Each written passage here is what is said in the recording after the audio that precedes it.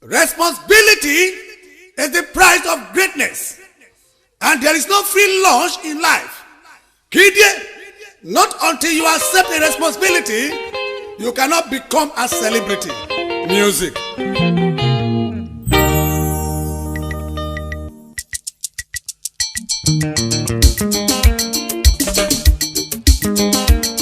Only great fools are ungrateful. What are the Akino? Please appreciate God for His goodness.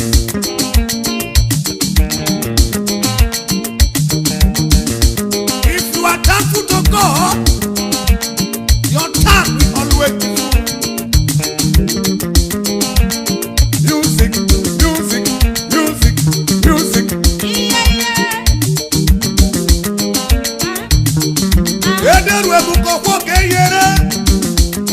Daddy, thank you for your sin battles you fight for me. Thank you, Jesus.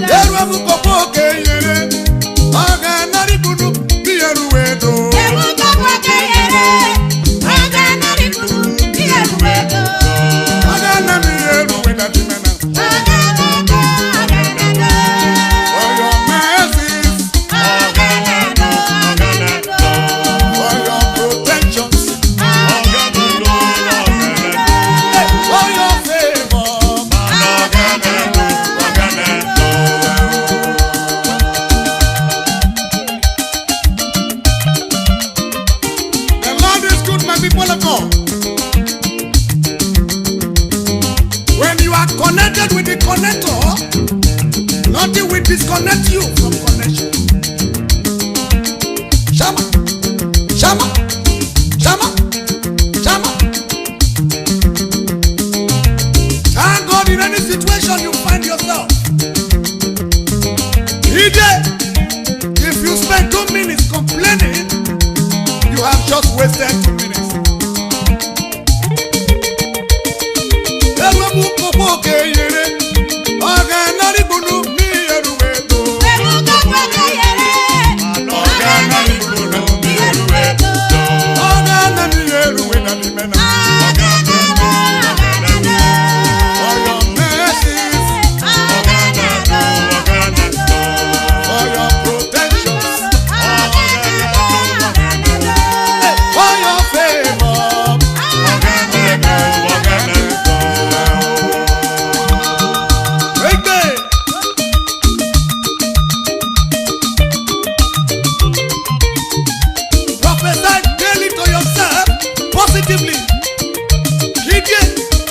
To be successful, think success, talk success, and take success.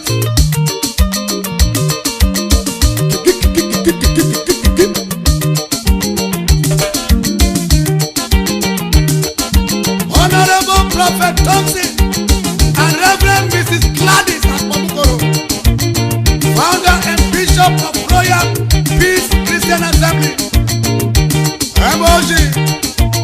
May God crown you with unmerited favor.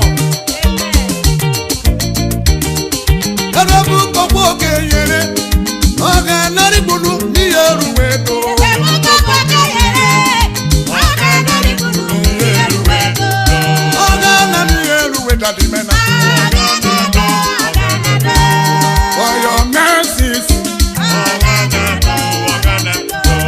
for your protections,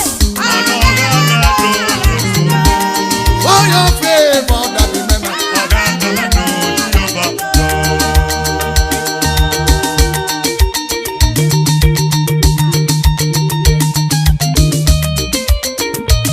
The purpose of greatness is to keep others and lift, and not to have them belittled.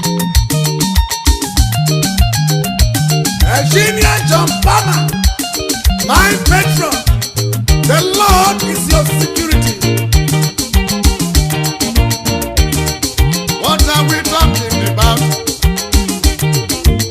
I say, what are we talking about? The Lord is good, the Lord is good, the Lord is good.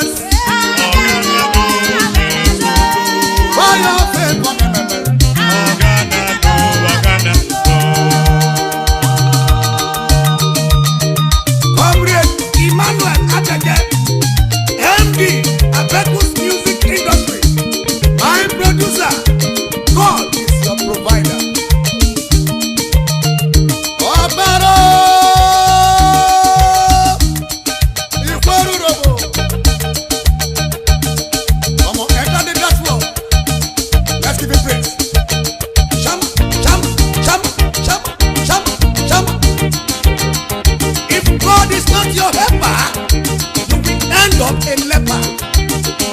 Eruemu koko kenyere, waga nari bunu ni Eruemu. Eruemu koko kenyere, waga nari bunu ni Eruemu. Waga nami Eruemu yoba. For your protections, for your favor, for your goodness, for your faithfulness.